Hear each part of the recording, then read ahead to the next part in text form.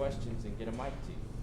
Everybody, just with it being Veterans Day, I want to make sure that I acknowledge just the men and women that have served our country and currently do, and say thank you for all that you do, the sacrifices that you make, and the opportunities that you provide and have provided to myself and all of those that enjoy what we have here inside of this country. So thank you very much. Yesterday, the announcement of our facility, new facility, the expansion, just the support that is here at Tennessee is so unique, and I've said that from the moment that I've gotten here. It's a huge part of why I wanted to be here, but it's even better than I anticipated once I've been inside of the program. And we talk a lot about the student-athlete experience, and certainly this is going to have a huge impact on that. We want to provide the best student-athlete experience in America. I think the culture that we've built inside the building is leading to that for sure. And now you have all the bells and whistles and resources that provide unique opportunities for your student athletes to become their best, but to enjoy their teammates at the same time. And very appreciative of those that have helped provide that opportunity. Can't wait for it to be finished here in the near future. Obviously this week, Georgia, a really good football team. In all three phases of the game, excuse me, really good personnel across the board. They're playing at an extremely high level. Huge test for our football team. Have had a great week of preparation. Excited to get to game day and go compete with our guys. Looking forward to that opportunity. Questions? We'll start in the back with David. Get a mic to you. Hey, Coach, as you get ready for this tough Georgia defense, what are some of the things that they do really well that make them so hard to score against? Yeah, I'm not sure there's anything that they don't do really well. Schematically, they understand what they're doing defensively. They don't bust. They have their eyes on the right spot. They tackle extremely well out in space. They got good cover guys. They're big, long, physical up front. I think they're really unique in that they got 22 plus guys that are going to play on that side of the ball. They're extremely deep. It's a huge test for us, and for us, I think big football game. You can get caught up in the emotion of the game. I think we got to play with a ton of passion, not get caught up in the emotion of it. We got to do the ordinary things at a really high level, and if we do that, then we'll be ready to go compete at a high level too. Ben and Vince. Josh, how would you assess how Hendon has done pre-snap recognizing blitzes and making sure the O-line protections are shifted in the right way and whatnot? Yeah, for the most part, he's done a really good job of understanding the protections. Sometimes he's got the freedom to adjust it. Sometimes, he doesn't. And so then you got to understand your hots. I think as we've gone through the season, he's continued to progress with that. Pre-snap recognition, safety alignments, backer alignments, the tells on that, and trying to play efficiently. Josh, obviously, as you know, Brock Bowers, really successful in Georgia. They have a couple other big tight ends as well. One, what do you think of their group of tight ends? And two, how do you think you guys have defended the tight end position this year?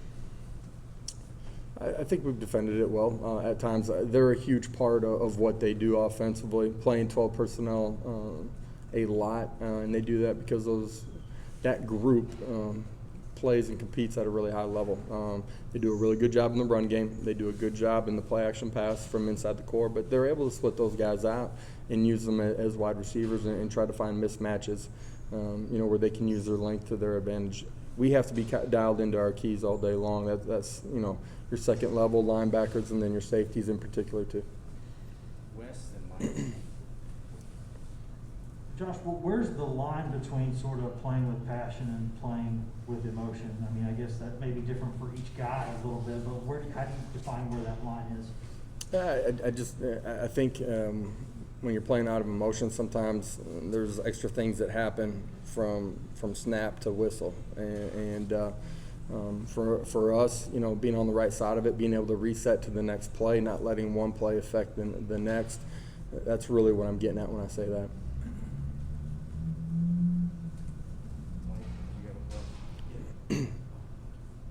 Yeah, Coach, early on we saw Clemson and South Carolina get deep into the Georgia secondary with some deep plays. I think South Carolina had 4 plays over 35 yards. Why haven't we seen more teams have the sort of success that other teams were having earlier this year against Georgia? because they got really good personnel on the back end and in the front four. And, their backers, if they decide to bring pressure, have a tendency to get home. Combination of those two things make it difficult. Vince? Obviously, Georgia's been going with Stetson Bennett as of late, but Daniel's certainly very capable as well. Do you do prep for both, or how do you kind of handle that potential situation? Yeah, both those guys, play fairly similarly when they're in the football game. I don't think their offense changes a whole lot, based on who's in there. So you prepare for what you're seeing, personnel groupings. You understand, what you're seeing from the quarterback position. Got to do a great job of bottling them up. You got to get pressure on them. At the same time, you can't let them escape the pocket. Patrick and Wes? Coach, obviously Georgia's defense gets a lot of attention, but they're scoring 38 points a game. What do you see in their offense that makes them be able to put up so many points? They got a good offensive line, got good skill players, quarterback that's playing super efficient. They're a good football team across the board. Offense, defense, special teams. That's why they've played the way that they have in all three phases. Josh, a couple of things. One, did you, it looks like watching this season, your receivers have been behind secondaries kind of all season long. As you got through camp, as you got to know this team, did you expect they were going to be able to do that? Because you just don't always see that much separation like those guys are getting. I thought our guys continued to grow as players, and each game unfolds differently, and your matchups are different.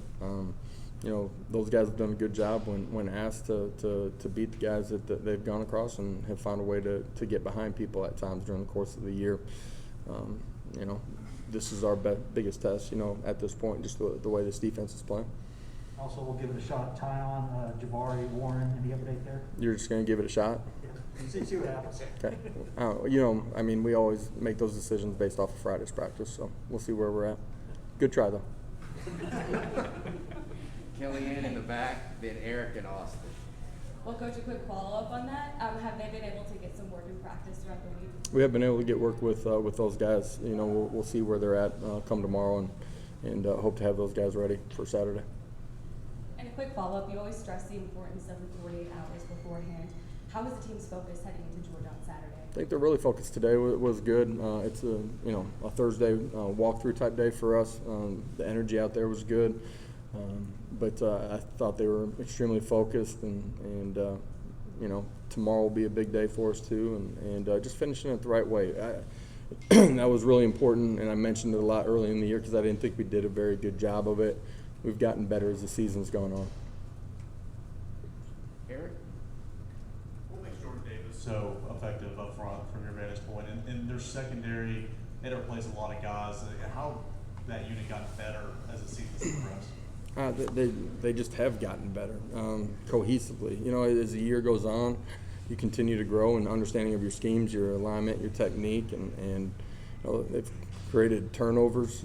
They've flipped the way the game has been played. When you look at the Florida game, it's a 3-0 ball game with 2:30 left in the game, something like that, and it's a 21-point outburst real quick by them. You got to do a great job of managing the football game. You can't not be aggressive, but your kids got to understand they got to be smart too. Other questions? Coach Kirby referenced your time in Missouri and said you've added some wrinkles since then. And could you elaborate on if there are some changes philosophically, and then also how many similarities do you see between what Kirby and George is doing now versus 2016, 2017? Yeah, some similarities, dating back to 2014 or 2014 Sugar Bowl. There's similarities to what they do schematically, to them growing and changing, and you're different because of your personnel. And for us, we've been different every year, let alone every different stop that we're at, because your personnel changes from who your tight ends are to your offensive line to what your quarterback feels comfortable with. You continue to evolve in this game. Anything else for Coach? All right. Guys, Thank you. have a great afternoon.